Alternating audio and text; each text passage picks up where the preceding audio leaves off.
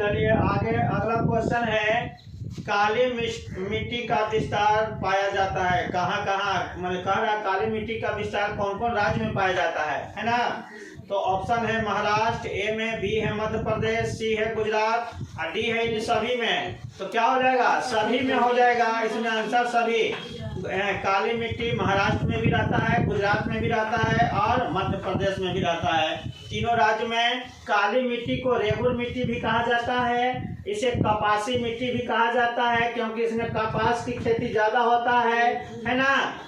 कपास को उजला सोना कहा जाता है। क्या कहा जाता है, उजला सोना। तो काली मिट्टी किस फसल के लिए उपयोगी है, तो कपास के लिए उपयोगी है, कपास। इसको रेगुर मिट्टी भी ध्यान रखिएगा। पूछ देता है रेगुर मिट्टी किसे कहा जाता है, तो काली मिट्टी को ही रेगुर मिट्टी कहा जाता है। चलिए अगला क्वेश्चन है, अम्लीय वर्षा पर्यावरण में निम्न प्रदूषण से होती है। अम्लीय वर्षा पर्यावरण में निम्न प्रदूषण से होती है। माने किस प्रदूषण के कारण अम्लीय वर्षा होती है। अम्लीय वर्षा है ना, जब शुरू पानी बरसात में जब पहला पानी पड़ता है तो कहा जाता है कि पहला बारिश में नहीं नहाना चाहिए। क्यों नहीं नहाना चाहिए, तो क्योंकि उसमें अम्ल की मात्रा ज्यादा रहता है। जैसे SO2 है, SO2 और O2 प्रतिक्रिया करता है तो SO3 बन जाता है और SO3 और ऊपर से जल गिरता है तो जल और SO3 मिलकर बना देता है H2SO4, है ना। तो पहला तो प्रदूषण हो गया कौन, सल्फर डाइऑक्साइड।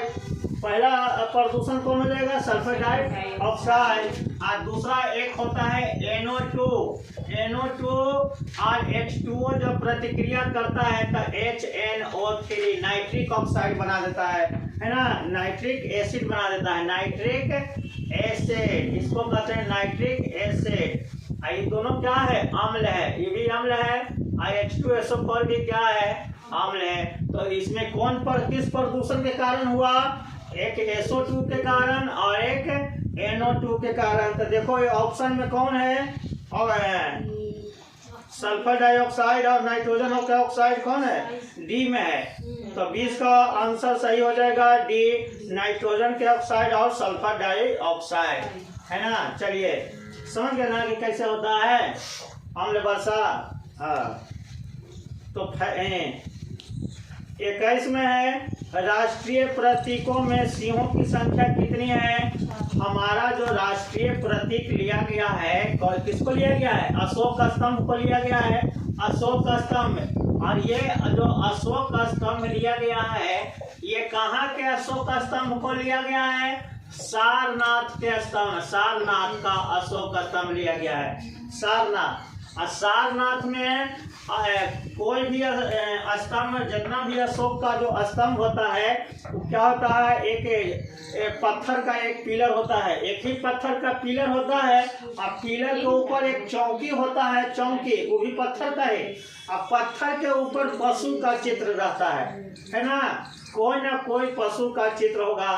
तो ये सारनाथ वाला अशोक स्तंभ में सिंह का चित्र है और 4 गो सिंह है, उसमें कितना सिंह है, 4, और चारों अपना पीठ सटा के ऐसे बैठा हुआ है और बीच में अशोक चक्र है ना, उसी को अशोक चक्र कहा जाता है। तो इसमें कितना शेर हो जाएगा, 4 शेर हो जाएगा, सिंहों की संख्या 4। चलिए अगला, किस तिथि से संविधान सभा का अंतरिम संसद के रूप में आविर्भाव हुआ। जैसे संविधान सभा का गठन है, संविधान सभा का गठन किस लिए किया गया था, संविधान बनाने के लिए। संविधान सभा का गठन किस समिति, किस मिशन की सिफारिश पर किया गया है, तो कैबिनेट मिशन की सिफारिश पर। संविधान सभा का गठन किस समिति या मिशन के आधार पर हुआ, तो कैबिनेट मिशन के आधार पर हुआ, है ना।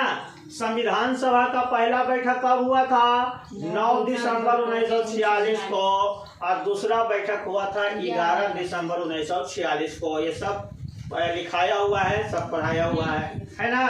तो कह रहा है कि संविधान सभा अंतरिम संसद के रूप में कब से काम करने लगा, तो देखिए आजादी के बाद जो है देश जब 1947 में 15 अगस्त 1947 को देश आजाद हुआ गया था, तो इस संविधान सभा का दो काम हो गया था। एक देश के लिए संविधान बनाना और दूसरा देश के लिए कानून बनाना।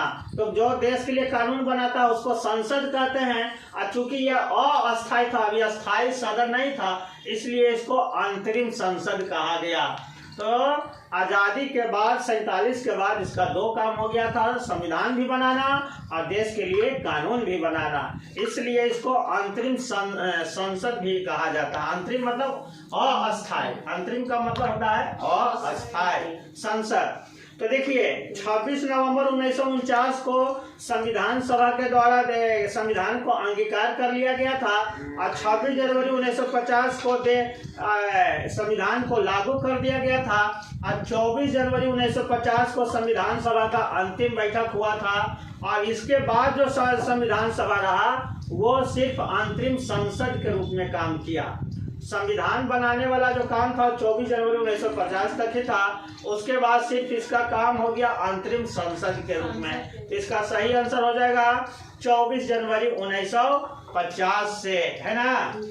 चलिए अगला क्वेश्चन है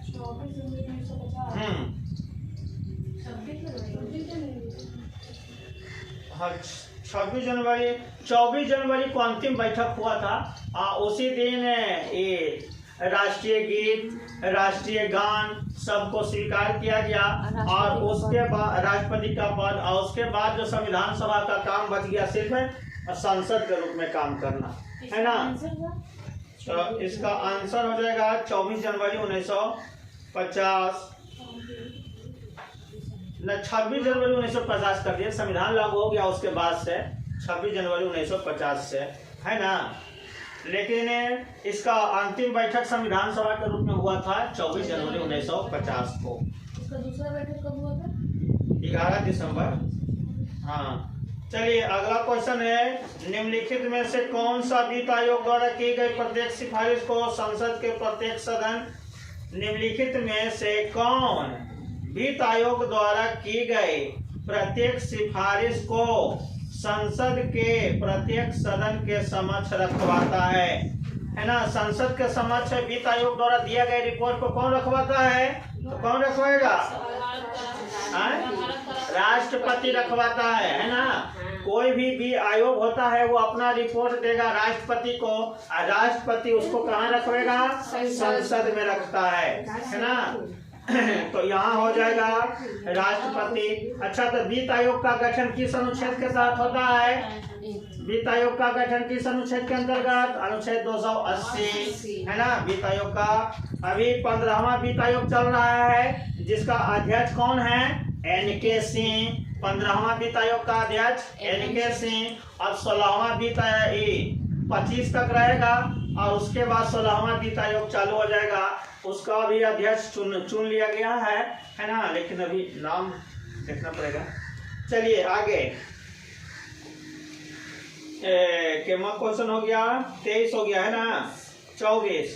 25 नंबर देखिए, निम्नलिखित कथनों का परीक्षण। 24 बताइए सर। 24 हाँ, 24 में संविधान की प्रस्तावना सभी भारतीय नागरिकों को निम्न में से कौन सा एक उपलब्ध कराने के लिए वादा नहीं करता है? प्रस्तावना में किसका वादा नहीं किया गया है, किसका उल्लेख नहीं किया गया है? सामाजिक न्याय है कि नहीं है? सामाजिक न्याय, राजनीतिक न्याय, है ना, आर्थिक न्याय, 3 प्रकार का न्याय। तो प्रस्तावना में इसका उल्लेख है। फिर विचार की स्वतंत्रता का भी वर्णन है प्रस्तावना में। पूजा की समानता का वर्णन है? नहीं, तो प्रस्तावना में पूजा की समानता का वर्णन नहीं है, तो यही हो जाएगा, इसका वर्णन प्रस्तावना में नहीं है।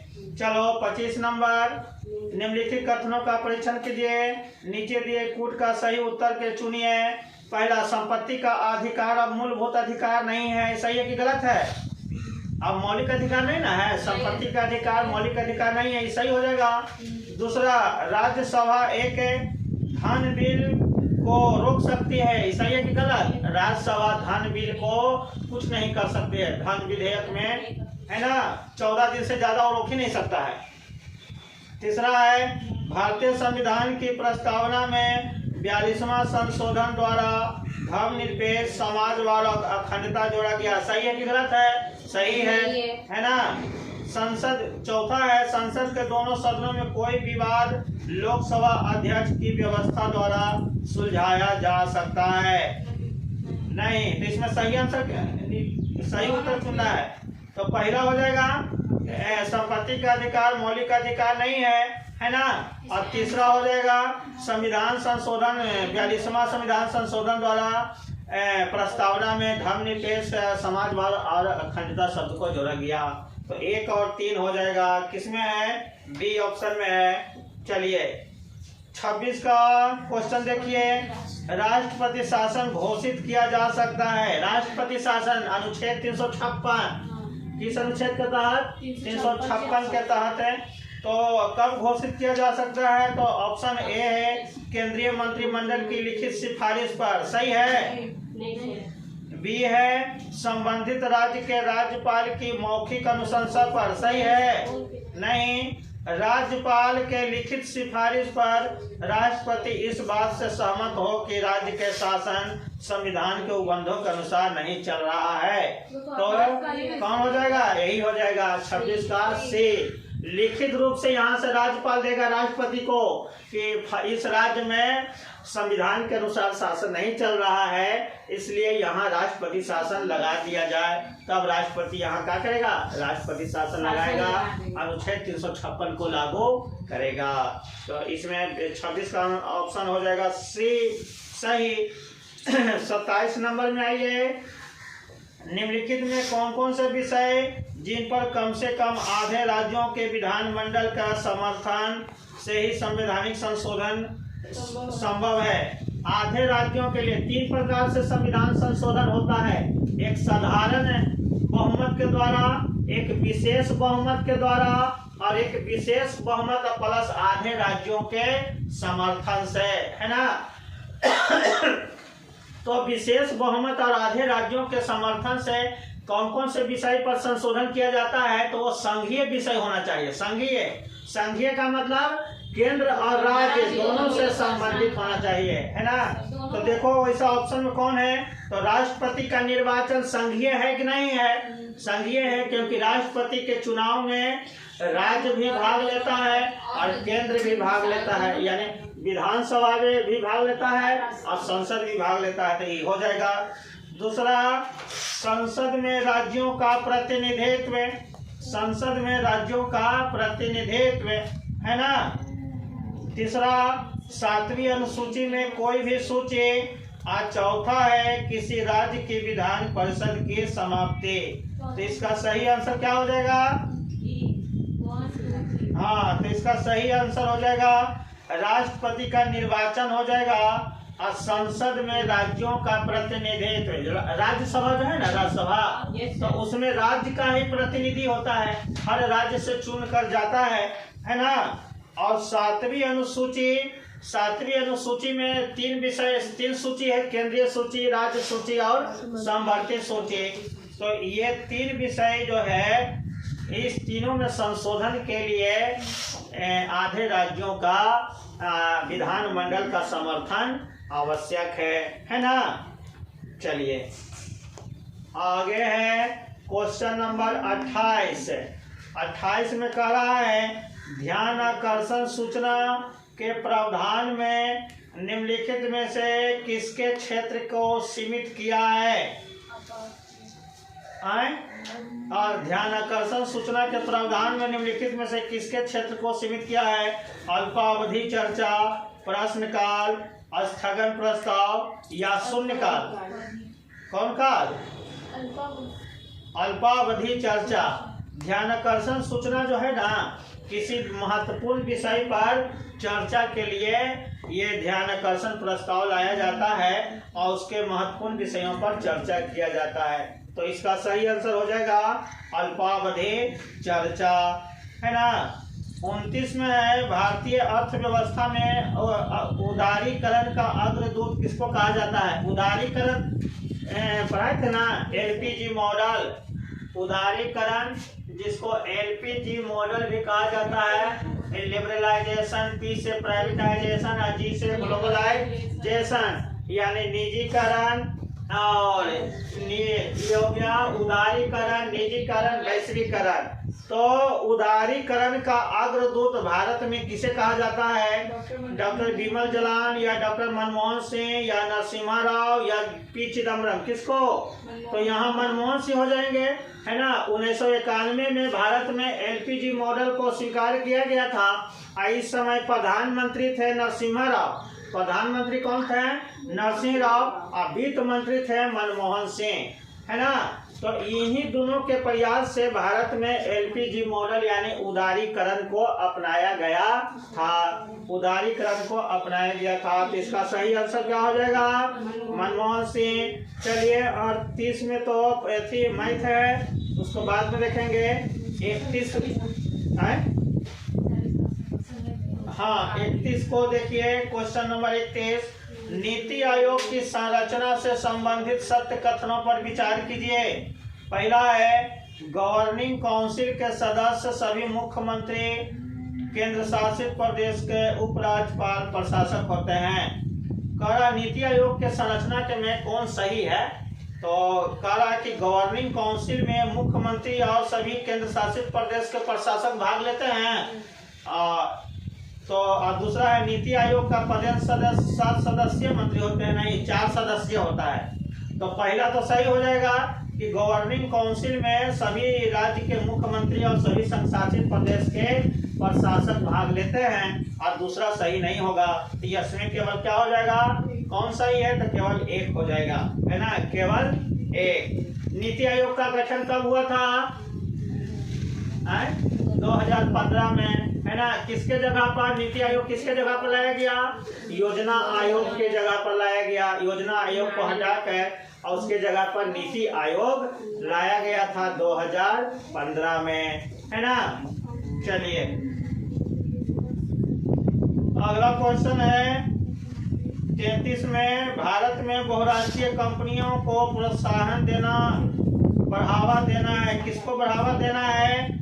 भारत में बहुराष्ट्रीय मल्टीनेशनल कंपनी होता है ना, मल्टीनेशनल कंपनी, यानी मल्टीनेशनल कंपनी को भारत में बढ़ावा दे रहे हैं। तो इसका मतलब क्या है? किसको बढ़ावा दे रहे हैं? तो ये निजीकरण की नीति को बढ़ा रहे हैं, या वैश्वीकरण की नीति को बढ़ा रहे हैं, या उदारीकरण की नीति को बढ़ा रहे हैं, या सभी को बढ़ा रहे हैं? तो क्या हो जाएगा? सभी हो जाएगा। यानी इसमें निजीकरण, वैश्वीकरण और उदारीकरण। ये नीति भारत में कब से लागू है? तो ये 1991 से लागू है। इसके पहले भारत में क्या था, है ना, उदारीकरण की नीति नहीं था। और विदेशी कंपनियों को भारत में कंपनी लगाने के लिए एकदम मनाही था, और लगाना भी था तो उसको बहुत से कानून के पेचीरों से गुजरना पड़ता था, है ना। चलिए, तो इसमें सभी हो जाएगा, उसमें सभी हो जाएगा। चलिए, अगला क्वेश्चन है, भारतीय रुपया पूर्णतः परिवर्तनीय है। परिवर्तनीय माने भारत का रुपया को विदेशी मुद्रा में बदला जा सकता है, या विदेशी मुद्रा को भारत के रुपया में बदला जा सकता है, यानी एक दूसरा में परिवर्तित किया जा सकता है, एक्सचेंज किया जा सकता है। इसी को क्या कहते हैं? परिवर्तनीय, है ना। तो परिवर्तनीय के बारे में क्या है? पहला, भुगतान शेष के पूंजी लेखा के संबंध में। दूसरा, स्वर्ण में। तीसरा, भुगतान शेष के चालू लेखा के संबंध में। और उपयुक्त में से कौन सा कथन सही है ना। तो कौन सा कथन सही हो जाएगा? केवल 3 सही होगा। भुगतान शेष के चालू लेखा के संबंध में, भुगतान शेष पढ़ाए थे ना, भुगतान शेष, तो उसमें रुपया के पूर्ण परिवर्तनीयता का भी वर्णन है। तो परिवर्तनीयता ये कब से लागू किया गया है? 1994 से रुपया का पूर्ण परिवर्तनीयता लागू किया गया है। पूर्ण यानी रुपया जो है विदेशी मुद्रा में बदल सकता है, बदला जा सकता है, यानी रुपया देकर विदेशी मुद्रा खरीदा जा सकता है, या विदेशी मुद्रा को रुपया में चेंज किया जा सकता है। इस प्रकार से 94 से क्या है? पूर्ण है। उसके पहले आंशिक लागू किया गया था, है ना, 40 और 60 के रेशियो में, लेकिन 94 से पूर्ण रूप से किया गया, पूर्ण परिवर्तनीयता का सिद्धांत लाया गया। चलिए इसको अगला क्वेश्चन है, मिलाने वाला है। एक तरफ है विद्युत चुंबक, ए में, बी में आनुवंशिकता का सिद्धांत, सी में जड़त्व का नियम और डी में प्राकृतिक वर्णनवाद। और एक तरफ है वैज्ञानिक का नाम डार्विन, फेराडे, मेंडल और न्यूटन। तो चलिए विद्युत चुंबक का सिद्धांत कौन दिया है? फेराडे। हाँ, विद्युत चुंबक का सिद्धांत फेराडे दिया है। आनुवंशिकता का सिद्धांत कौन दिया है? मेंडल, है ना। आनुवंशिकता का सिद्धांत मेंडल को जेनेटिक्स का पिता भी कहा जाता है ना। जड़त्व का नियम कौन दिया है? न्यूटन। जड़त्व का नियम न्यूटन दिया है। और प्राकृतिक नेचुरल सिलेक्शन, प्राकृतिक वर्णनवाद का सिद्धांत डार्विन दिया है। ये तो कल ही पढ़ाए हैं, है ना। नेचुरल सिलेक्शन का सिद्धांत डार्विन के द्वारा दिया गया है। चलिए तो इसको मिला लीजिएगा। और ये भी देख रहे 36 क्वेश्चन में हुआ है। और जब कठोर जल पूर्णतः वाष्पीकृत हो जाता है तो पात्र में सफेद ठोस बचा रह जाता है। यह निम्नलिखित में से किसकी उपस्थिति के कारण होता है? किसकी उपस्थिति के कारण होता है? कठोर जल को वाष्पीकृत यानी गर्म करते हैं तो जब वाष्प बन जाता है तो कह रहा है कि उसके तो पात्र में सफेद ठोस बचा रह जाता है। यह निम्नलिखित में से किसकी उपस्थिति के कारण होता है? तो पहला में दिया हुआ है कैल्शियम और मैग्नीशियम के कार्बोनेट के कारण, दूसरा है कैल्शियम और मैग्नीशियम के सल्फेट के कारण, तीसरा है कैल्शियम और मैग्नीशियम के क्लोराइड के कारण। तो ये क्या हो जाएगा? सभी के कारण, है ना। ये क्या हो जाएगा? सभी के कारण हो जाएगा। इसका आंसर सभी हो जाएगा, डी, है ना। तो कठोर जो है, अगला है कैप्सूल का आवरण किसका बना होता है? कैप्सूल होता है ना, कैप्सूल दवा, उसका आवरण किसका बना होता है? तो ये स्टार्च का बना होता है। किसका बना होता है? स्टार्च का, है ना। स्टार्च क्या होता है? स्टार्च पौधे में भोजन किस रूप में संग्रहित रहता है? स्टार्च के रूप में। पौधे में भोजन स्टार्च के रूप में से कई बार क्वेश्चन पूछ दिया है कि पौधा अपना भोजन किस रूप में जमा रखता है? तो स्टार्च के रूप में। स्टार्च क्या होता है? ये पॉलीसेकेराइड होता है। पॉलीसेकेराइड यानी कार्बोहाइड्रेट होता है ना, कार्बोहाइड्रेट जब है ना पच जाता है इसका, तो कार्बोहाइड्रेट का पॉलीसेकेराइड का रूप ही स्टार्च। एक मोनोसेकेराइड होता है, एक डाइसेकेराइड होता है और एक पॉलीसेकेराइड। तो स्टार्च क्या होता है? पॉलीसेकेराइड होता है ना। स्टार्च क्या हो गया? कार्बोहाइड्रेट हो गया। ये प्रोटीन है कि कार्बोहाइड्रेट? तो इस रूप में पूछेगा तो ये क्या हो जाएगा? कार्बोहाइड्रेट हो जाएगा, है ना। और कार्बोहाइड्रेट का यह कौन सा रूप है? पॉलीसेकेराइड रूप है। तो मोनोसेकेराइड जब मिलता है तो डाइसेकेराइड बनता है, डाइसेकेराइड जब मिल जाता है तो ये पॉलीसेकेराइड मिल जाता है, बन जाता है ना। चलिए तो अगला क्वेश्चन क्या हो जाएगा? स्टार्च, इसको ध्यान रखिएगा। वैद्युत अपघटन में, है ना, इलेक्ट्रोलाइसिस, वैद्युत अपघटन में ऑक्सीकरण होता है। ऑक्सीकरण क्या होता है पता है? जब कोई तत्व इलेक्ट्रॉन का त्याग करता है तो उसको ऑक्सीकरण कहते हैं। कोई भी तत्व है जब इलेक्ट्रॉन का त्याग करेगा तो क्या कहलाएगा? ऑक्सीकरण कहलाएगा, है ना। तो मान लो कोई तत्व है, मान लो सोडियम है, एक इलेक्ट्रॉन त्याग दिया तो जब कोई इलेक्ट्रॉन त्यागता है तो उस पर पॉजिटिव चार्ज आ जाता है, सोडियम प्लस हो जाएगा, है ना। तो ऑक्सीकरण में क्या होता है? इलेक्ट्रॉन का त्याग करता है तो जब सोडियम इलेक्ट्रॉन त्याग करेगा तो इस पर कौन सा चार्ज आ जाएगा? पॉजिटिव चार्ज आ जाएगा। तो धनायन देखें तो इसमें कह रहा है कि विद्युत अपघटन में ऑक्सीकरण कहाँ होता है? कैथोड पर कि एनोड पर कि कैथोड और एनोड दोनों पर या किसी पर नहीं। तो ये क्या हो जाएगा? कैथोड जो होता है ऋणायन होता है और एनोड जो होता है धनायन होता है। एनोड क्या होता है? धनायन और कैथोड होता है ऋणायन, तो जब इलेक्ट्रॉन त्याग करता है तो उस पर कौन सा चार्ज आ जाता है? धनायन। इसलिए ये इसमें क्या हो जाएगा? ऑक्सीकरण कहाँ होगा? तो एनोड पर हो जाएगा। क्या हो जाएगा? एनोड पर हो जाएगा। इसमें सही आंसर हो जाएगा 38 का बी। चलिए समझ में ना, ऑक्सीकरण का मतलब इलेक्ट्रॉन का त्याग करना। और जब कोई भी इलेक्ट्रॉन त्याग करेगा तो उस पर कौन सा चार्ज आ जाएगा? पॉजिटिव चार्ज यानी धनायन आ जाएगा। तो धनायन किस पर होता है? एनोड पर होता है। इसको ध्यान रखिएगा। और कैथोड पर हमेशा ऋणायन होता है ना। दो वो होता है, एक कैथोड और एक एनोड, एक प्लस और एक माइनस, है ना। तो इस प्रकार से तो ऑक्सीकरण होगा एनोड पर। 39 नंबर में है, एथिलीन अणु की आकृति कैसी होती है? एथिलीन अणु की आकृति कैसी होती है? तो इसका आंसर होगा समतल त्रिकोणीय। एथिलीन का सूत्र होता है C2H4, C2H4, है ना। इसको एथिलीन कहते हैं, यानी C डबल बॉन्ड C, इससे एक H, इससे एक H जुड़ा रहेगा, इससे H, इससे H।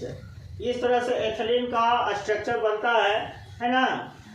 तो इसका तो क्या हो जाएगा? समतल त्रिकोणीय हो जाएगा।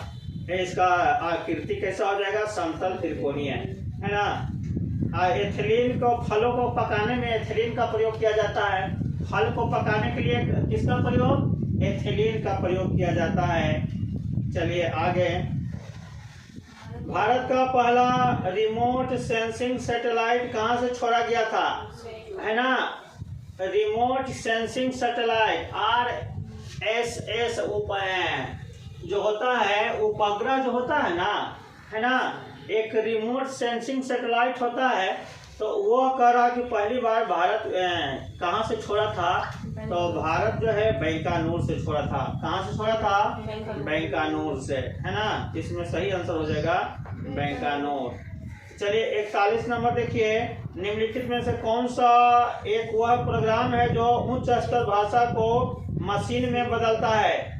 कंप्यूटर में जो उच्च स्तरीय भाषा होता है ना, उसको मशीनी भाषा में कौन बदलता है? ये क्वेश्चन पूछ रहा है। तो कौन बदलता है?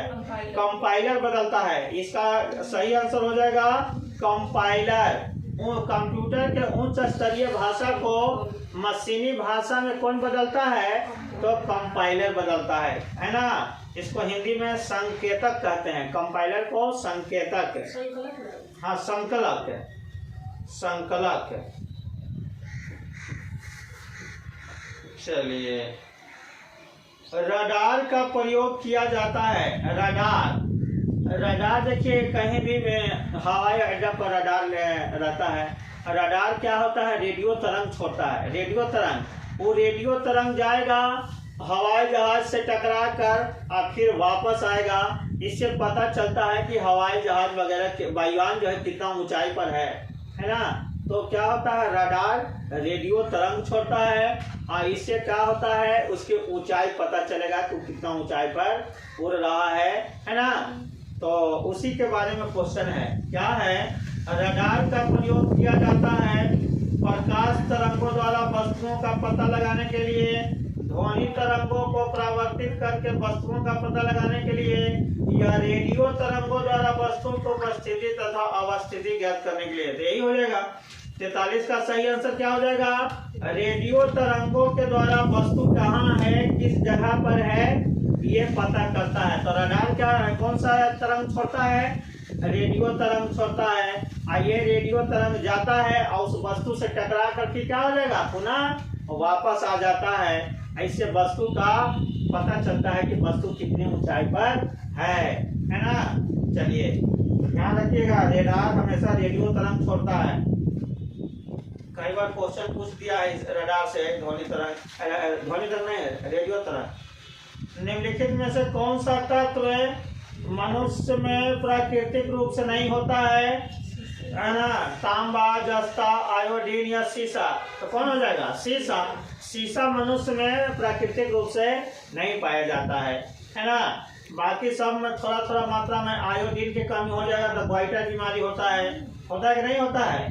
हाँ, तो शीशा यहाँ सही आंसर हो जाएगा। 45 वह रेडियो समस्थानिक जिसे परिवहन तंत्र में खून के धक्का का पता लगाने हेतु प्रयोग किया जाता है। रेडियो समस्थानिक वैसा कौन है जो खून का धक्का का पता लगाता है? आर्सेनिक 74 लगाता है? नहीं लगाता है। कोबाल्ट 60 लगाता है? कोबाल्ट 60 भी नहीं लगाता है। I-131 I-131 लगाता है? नहीं। सोडियम 24 लगाता है। इसका सही आंसर क्या हो जाएगा? सोडियम 24 है ना। कोबाल्ट 60 का प्रयोग जो है कैंसर के इलाज में किया जाता है। कैंसर के इलाज में कोबाल्ट 60 का, और सोडियम 24 का खून के थक्का का पता लगाने के लिए किया जाता है ना। खून का थक्का का पता लगाने के लिए किया जाता है। चलिए आगे कौन होगा? नवजात शिशु को ट्रिपल एंटीजन वैक्सीन निम्नलिखित में से किन रोगों से प्रतिरक्षित करने के लिए लगाए जाते हैं? ट्रिपल एंटीजन वैक्सीन, अच्छा वो और है। अच्छा पर इसको देख लो तब। ट्रिपल एंटीजन वैक्सीन किन रोगों से प्रतिरक्षित करने के लिए लगाई जाती है ना। ए में है कुकर खांसी, टेटनस और खसरा। बी में है कुकर खांसी, टिटनेस और डिप्थीरिया। सी है टिटनेस, डिप्थीरिया और खसरा। और डी में है टिटनेस, डिप्थीरिया और चेचक। इसमें सही आंसर हो जाएगा कुकर खांसी, टिटनस और डिप्थीरिया। बी वाला, बी आंसर सही आंसर हो जाएगा है ना। कुकर खांसी और एक होता है डीपीटी, डिप्थीरिया, पर्टूसिस और टिटनस है ना। वही है डीपीटी। डी से डिप्थीरिया, पी से पर्टूसिस वही कुकर खांसी, और टी से टेटनस है ना। तो ट्रिपल एंटीजन वैक्सीन या डीपीटी वैक्सीन है ना। यही कुकर खांसी, ज्यादा खांसी होता है ना उसको कुकर खांसी करते हैं। हाँ टेटनस में गला जाम अच्छी होता है, बंद हो जाता है, गले में जाम बंद हो जाएगा। टेटनस में बहुत खतरनाक होता है टेटनस। और ऐसे टेटनस का सुई जंग लोहा गड़ जाता है, काटी होती तो टेटनस का सुई लिया जाता है ना। तो इसमें पूछता है टेटनस में क्या होता है, तो ऑप्शन रहेगा लॉक जा। ऑप्शन में क्या रहेगा? लॉक जा, यानी है ना जबड़ा बंद हो जाता है, आवाजें नहीं निकलेगा है ना। तो फड़फड़ा के मर जाएगा, यह हो जाता। चलिए गहरे समुद्र में गोताखोर निम्न में से किस एक गैस मिश्रण का उपयोग करता है? अब जैसे समुद्र में गोताखोर जाता है तो देखिए पीछे सिलेंडर टांगे रहता है, सिलेंडर टांगे रहेगा, आँख एकदम बड़ा वाला चश्मा लगाए रहता है, और तब जाता है। तो जो सिलेंडर रहता है उसमें कौन सा गैस लेके जाता है? तो ऑक्सीजन और हीलियम को लेकर जाता है। ऑक्सीजन और हीलियम को है ना। तो ये गोताखोर जो है कृत्रिम श्वास के लिए ऑक्सीजन और हीलियम का मिश्रण, ये सभी जाते हैं हॉस्पिटल में, जो लगा देता है सिलेंडर, उसमें भी क्या रहता है? ऑक्सीजन और हीलियम। कृत्रिम श्वास के लिए वही गैस का प्रयोग किया जाता है। कृत्रिम श्वास के लिए ऑक्सीजन और हीलियम का प्रयोग किया, केवल ऑक्सीजन का प्रयोग नहीं किया जा सकता है ना। तो उसमें कुछ मिलाकर किया जाता है। चलिए अगला क्वेश्चन है गोताखोर वाला हो गया। खाने में विस्फोटों का सबसे महत्वपूर्ण कारण क्या है? खाने में नहीं, खान में, जहाँ से कुछ अयस्क वगैरह निकाला जाता है ना, कोयला, लोहा, ये सब। तो खानों में विस्फोटों का सबसे महत्वपूर्ण कारण क्या होता है? हाइड्रोजन और ऑक्सीजन का मिलना, ऑक्सीजन और एसिटिलीन का मिलना, मीथेन का हवा से मिलना, या कार्बन डाइऑक्साइड का एंथिल से मिलना, कौन हो जाएगा? मीथेन का हवा से मिलना। विस्फोट, ये जो खान में जो विस्फोट होता है किसके कारण होता है? तो खान में जहाँ भी दलदली क्षेत्र होगा ना, दलदली या खान वगैरह, वहाँ मीथेन गैस ज्यादा पाया जाता है। मीथेन तब कहेगा धान के खेत में सबसे ज्यादा कौन सा गैस पाया जाएगा? कौन सा गैस होता है धान के खेत में? तो दलदल रहता है। धान का खेत कैसे रहता है? दलदल। तो उसमें कौन सा गैस रहेगा? मीथेन गैस रहेगा, है ना। तो दलदली क्षेत्र में मीथेन गैस पाया जाता है, या खान वगैरह में भी मीथेन गैस पाया जाता है। तो मीथेन जब ऑक्सीजन से प्रतिक्रिया करता है तो विस्फोट होने की संभावना रहता है। तो खान में विस्फोट का सबसे महत्वपूर्ण कारण क्या हो जाता है? मीथेन का हवा से मिलना। मीथेन को मार्स गैस कहा जाता है। कौन सा गैस? मार्स गैस कहा जाता है। और गोबर गैस में सबसे ज्यादा पूछेगा, गोबर गैस में सबसे अधिक किस गैस की मात्रा होती है? तो मीथेन की होती है। गोबर गैस में सबसे अधिक किसकी मात्रा होती है? मीथेन की होती है। सब पॉइंट को ध्यान रखना है ना। कई बार क्वेश्चन ये सब पूछ देता है, ध्यान रखिएगा। चलिए आगे। हाँ, मीथेन का मात्रा सबसे ज्यादा होता है। 50 में है, भारहीनता में जल को किस विधि द्वारा गर्म किया जाता है? भारहीनता में जल को किस विधि द्वारा गर्म किया जाएगा? तो ये विकिरण विधि द्वारा किया जाता है। भारहीनता, अंतरिक्ष में जाइएगा ना तो भारहीन हो जाएगा अंतरिक्ष में, है ना। या लिफ्ट में जा रहे हैं, एकाएक डोरी, क्वेश्चन पूछता है कि एकाएक लिफ्ट का डोरी टूट जाता है तो उस समय भी आदमी क्या हो जाता है? भारहीन हो जाता है, भारहीन। या अंतरिक्ष में चल जाएगा तो लगेगा हमारा अंदर कोई भार नहीं है, क्योंकि वहाँ गुरुत्वाकर्षण भार कब होता है? जब गुरुत्वाकर्षण बल होता है, ग्रेविटेशनल फोर्स होगा, है ना। तो भार और द्रव्यमान में अंतर होता है। कहेगा कि आपको अंतरिक्ष में भेज दिया जाए तो क्या परिवर्तन होगा? भार बदलेगा कि द्रव्यमान बदलेगा? तो वहाँ भार बदलेगा, द्रव्यमान वही रहेगा। 60 केजी यहाँ है तो 60 केजी चंद्रमा में भी 60 केजी रहेगा, लेकिन भार में परिवर्तन हो जाता है।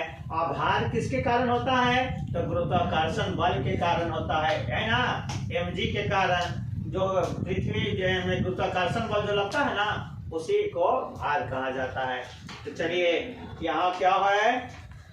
तो भारहीनता में जल किस विधि द्वारा गर्म होगा? तो विकिरण। विकिरण माने सूर्य के रोशनी के, सूर्य के जो किरण आता है ना, उसको क्या कहते हैं? विकिरण। सूर्य के किरण को क्या कहते हैं? विकिरण। तो विकिरण विधि के द्वारा गर्म होता है।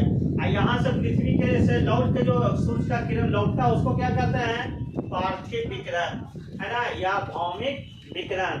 तो क्वेश्चन पूछेगा वायुमंडल किसके कारण गर्म होता है? विकिरण के कारण या पार्थिव विकिरण के कारण? तो पार्थिव विकिरण, जो लौट के सूर्य के किरण जाता है ना, उसके कारण वायुमंडल गर्म होता है, ना कि वहां से आता है तब गर्म होता है ना। विकिरण आने से वायुमंडल गर्म नहीं होता, बल्कि आता है तो यहाँ से टकरा के फिर वापस जाता है, उसके कारण टकरा के जाता है विकिरण, उसको कहते हैं पार्थिव विकिरण, या उसी को भौमिक विकिरण कहते हैं, है ना। चलिए इस सब ध्यान रखना है। अगला क्वेश्चन है, जब आंख में धूल जाती है तो कौन सा अंग सूज जाता है? अब आंख में गर्दा उर्दा पड़ जाता है तो आंख का कौन से भाग में सूजन आ जाता है ना। तो ये कंजक्टिवा में आ जाता है। कंजक्टिवा सबसे अगला क्षेत्र वही रहता है, कंजक्टिवा। तो कंजक्टिवे में सूजन आ जाएगा, है ना। तो ये तो आंख में गर्दा पड़ेगा तो सूजन किस में आएगा? तो कंजक्टिवा में आएगा। ऑप्शन कितना हो जाएगा? सी वाला हो जाएगा। अच्छा, अब कभी कभी क्वेश्चन पूछेगा कि नेत्र आंख का जब दान करते हैं तो उसमें किसका दान किया जाता है? कॉर्निया का। उसमें किसका दान? कॉर्निया का दान किया जाता है। कॉर्निया ये कंजक्टिवा के बाद वाला जो होता है ना, उसको कॉर्निया कहते हैं। तो कॉर्निया का नेत्र दान में कई बार क्वेश्चन पूछा है, किसका दान किया जाता है? कॉर्निया का। चलिए अगला क्वेश्चन है, निम्नलिखित में से कौन मानव शरीर के संक्रमण के विरुद्ध संघर्ष करने में सहायक करते हैं? अच्छा, मानव शरीर में कोई भी कीटाणु बैक्टीरिया वायरस आता है तो उसको उससे लड़ने का काम कौन करता है? WBC करता है ना। WBC यानी श्वेत रुधिर कोशिका, WBC है ना, व्हाइट ब्लड कॉर्पसल्स, यही लिम्फोसाइट बनाता है। WBC क्या होता है? 5 प्रकार, इसको 5 भागों में बांटा गया है। तो लिम्फोसाइट का निर्माण इसी के द्वारा होता है और है ना, यही इम्यूनिटी बनाता है। शरीर में इम्यूनिटी का निर्माण इसी के द्वारा किया जाता है। तो इसमें सही आंसर क्या हो जाएगा? WBC, श्वेत रुधिर कोशिका, है ना। चलिए अगला क्वेश्चन है, त्वचा का रंग निर्धारित करने वाले मिलानिन के संबंध में कौन सा कथन सत्य है? तो पहला है, यह एपिडर्मिस का सबसे बाहरी परत में पाया जाता है। दूसरा, यह पराबैंगनी प्रकाश के लिए अपारदर्शक होता है। तीसरा, यह त्वचा के यांत्रिक और एवं जीवाणुओं के आक्रमण को रोकने में सहायक होता है। तो कौन सही है, कौन सा कथन सत्य है? 1 और 2 या केवल 2? तो ये जो है मिलानिन जो है अल्ट्रा वायलेट किरण को आने से रोकता है। अब मिलानिन के कारण शरीर का रंग काला होता है ना। मिलानिन की मात्रा ज्यादा होगा तो शरीर का रंग कैसा होगा? काला होगा। कैसा होगा? काला, है ना। और ये किसी का बाल उजला हो जाता है, यानी उसमें मिलानिन की क्या होती है? कमी हो जाती है। तो मिलानिन से कलर निर्धारित होता है, कलर, है ना। ज्यादा मिलानिन रहेगा तो काला हो जाएगा। चलिए अगला है, वास्तविक सूर्योदय के थोड़ा पहले दृश्यमान होता है। बंद करो।